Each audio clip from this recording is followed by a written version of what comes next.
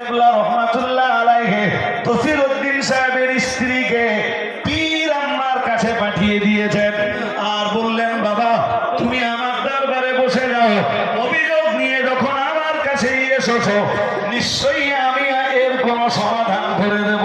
আল্লাহ যদি আমার উপরে সন্তুষ্ট হন নিশ্চয়ই আমি এর জন্য কোনো রাস্তা তৈরি করে দেব। ফুরফুরা শরীফের মুজাদ্দিদুজ্জামান আবু বকর সিদ্দিক আল কুরাইশি রাহিমাহুল্লাহু তাআলা উনি ঘরের ভিতরে গেলেন, পীর আম্মাকে ডেকে বললেন এই মেয়েটা হলো 10 পারা কোরআনের হাফেজা, মেয়েটা ছিল বেধর্মীদের ঘরের মেয়ে, মেয়েটা ছিল মেথরের ঘরের মেয়ে, মেয়েটা মুসলমান হয়েছে 10 পারা কোরআনের হাফেজা, মেয়েটা একজন দিনদারি পর্দানাসীনা আল্লাহ বলি ধার্মিকা নারী। আর যে ছেলেটা এই মেয়েটাকে বিয়ে করেছে গোটা এলাকা ওই ছেলেটাকে আর এই মেয়েটাকে বয়কট করেছে। পীর আম্মাকে ডেকে বললেন,